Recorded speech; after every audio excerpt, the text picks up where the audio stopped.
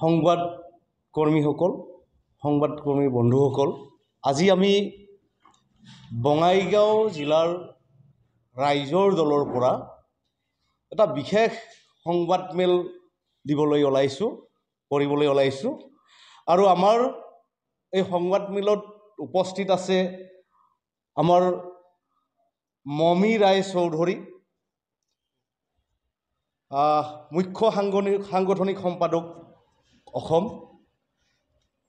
আমাৰ লগত উপস্থিত আছে লক্ষী বৰুৱা বাইদেউ কাৰ্যকৰী সভানেত্ৰী কেন্দ্ৰীয় নাৰী বাহিনী, আৰু আমাৰ লগত আছে আপোনাৰ সুখদেৱ ৰায়, সাংগঠনিক সম্পাদক বঙাইগাঁও জিলা ৰাইজৰ দল, আৰু মই মহিধৰ ৰায়, ৰাইজৰ দলৰ সভাপতি।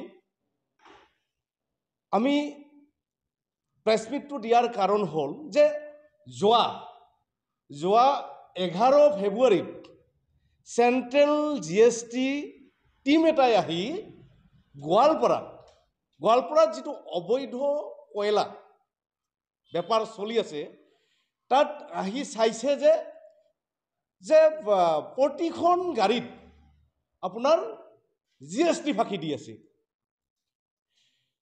তেখেতসকলে প্ৰমাণ চেণ্ট্ৰেল GST টিম আহি সেইটো দেখিলে, কিন্তু সেইটো দেখাৰ পিছতো, প্ৰমাণ হোৱাৰ পিছতো তাৰ কোনো এতিয়া উচিত ব্যৱস্থা এতিয়ালৈকে আমি দেখা নাই। চেণ্ট্ৰেল GST আহিছে, এজন মানুহকো আমি গ্ৰেপ্তাৰ কৰা দেখা নাই। আমি দেখিছোঁ কিছু যোৱা বছৰৰ কথা এটা আপোনালোকৰ চবৰে মনত আছে যে বৃদ্ধ মানুহ কিছুমান 80 বছৰীয়া 90 বছৰীয়া মানে থানাত এপ্লিকেশ্যন লিখা মানুহ, তেখেতসকলক থানাৰ দালালি কৰা বুলি গ্ৰেপ্তাৰ কৰিলে। য'ত আমি দেখিছোঁ যে থানাত দালালি কৰা বুলি গ্ৰেপ্তাৰ কৰিছে এইকাৰণে তেখেতসকলে কিন্তু সেই যিখন এপ্লিকেশ্যন লিখে সেইখন চাইনো কৰি দিয়ে, হয় এপ্লিকেশ্যনখন মই লিখিছোঁ, নিজৰ নামটো দিয়ে, আৰু তাৰ বিনিময়ত হয়তো কোনোবাই 50 টকা লৈছে, কোনোবাই 100 টকা লৈছে। সেইটো আমি দেখাত কিন্তু সমাজসেৱা আছিল। কিন্তু ইয়াতে আমি দেখিছোঁ দেখ GST ফাঁকি দিছে, আৰু এই কাৰবাৰটোৰ লগত জড়িত আছে। আমি শুনিবলৈ পাইছোঁ, প্ৰচাৰ হৈছে সংবাদ মাধ্যমত, কিবা ৰহিম জিব্ৰান না কি আছে বোলে, আৰু লগতে আছে কি নাম আছিল, ছাইদুল ইছলাম, আৰু তেখেতক স্থানীয় গোৱালপাৰাৰ মানুহে গাৰো না কি বুলি জানে। আৰু ইয়াত জড়িত আছে গোটেই চৰকাৰৰ হেৰিটো, গোটেই প্ৰশাসনিক ব্যৱস্থাটো যিটো দেখা গৈছে।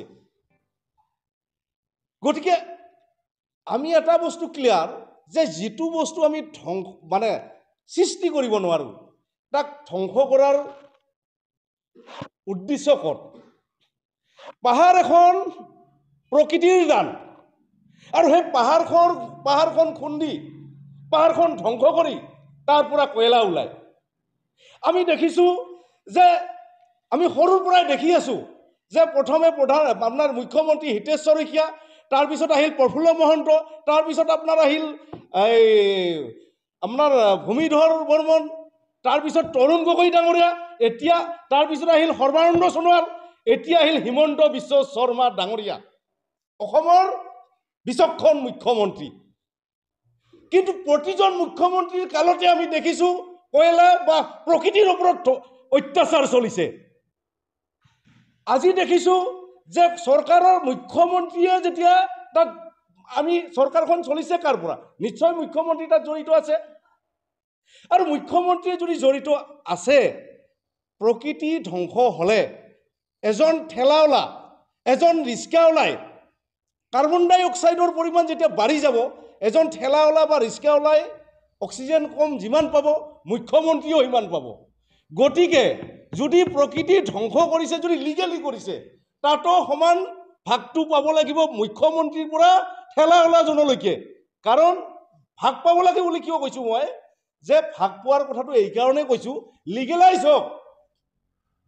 যদি লিগেলি কয়লাবিলাক খনন কৰি উলিয়াই, লিগেলি কৈছোঁ দেই বাৰ মই, লিগেলি যদি কয়লাবিলাক খনন কৰি উলিয়াই, তাত ৰাজহটো চৰকাৰে পাব।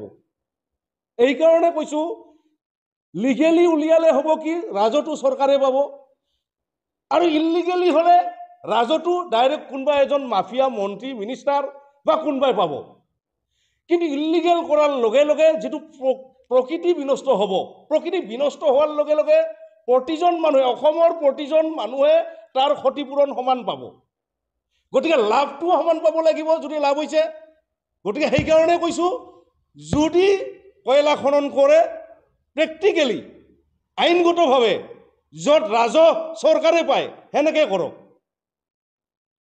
আৰু এই গোটেই ছিষ্টেমটো ইমান দিন যে চলি আছে, আমি সৰুৰ পৰা দেখিছোঁ গোৱালপাৰাত খুব ডাঙৰকৈ কয়লাৰ হেৰি চলে, শুনি আহিছোঁ।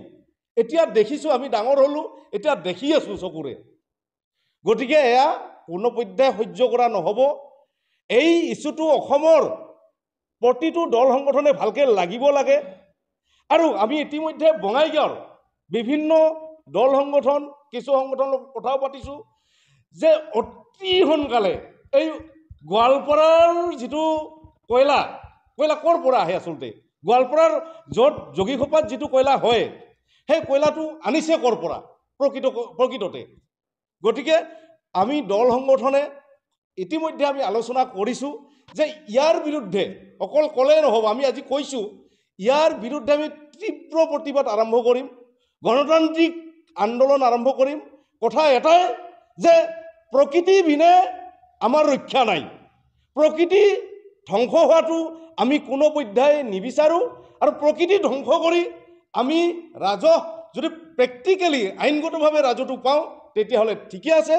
কিন্তু অন্যায়ভাৱে, বেআইনীভাৱে, দাদাগিৰিভাৱে কোনোপধ্যায় এই মানে পাহাৰ ধ্বংস কৰাটো আমি সহ্য নকৰোঁ।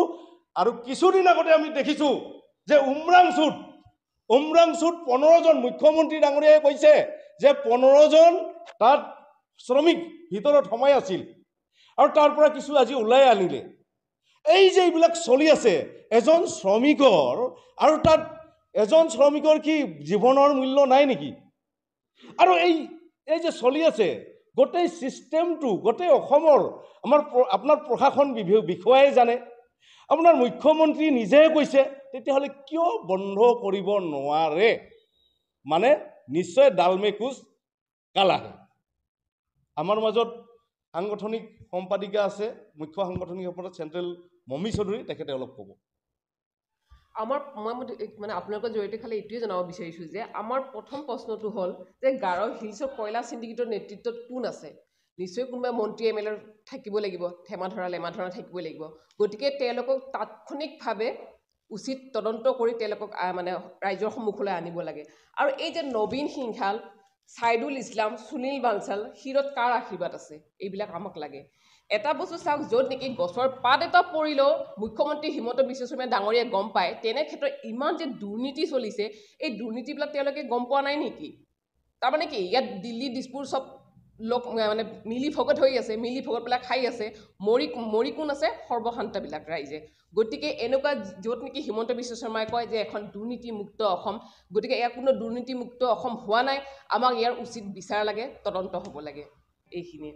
বাকী গাৰো হিলছৰ কয়লাৰ যোগীঘোপাৰ পৰা যে পাৰ হয় বহিৰাজ্যলৈ, বিনিময়ত আদায় লয় 1,20,000 টকা চিণ্ডিকেট বাহিনীয়ে। এইবিলাক যে আদান প্ৰদান চলি আছে, কাৰ নেতৃত্বত চলি আছে? কোনে পায় এইবিলাক? এই যে যিমান বিশাল যে যিখন মাফিয়া এখন ৰাইজৰ নিচিনা কাম চলি আছে, সেইবিলাকৰ কেতিয়া আহিব? মানে ৰাইজৰ সন্মুখত কেতিয়া আহিব? খুদ যদি আৰক্ষী বিভাগটোৱে যদি এইবিলাকত চামিল হৈ থাকে, তেতিয়াহ'লে সাধাৰণ জনতাৰ কি হ'ব?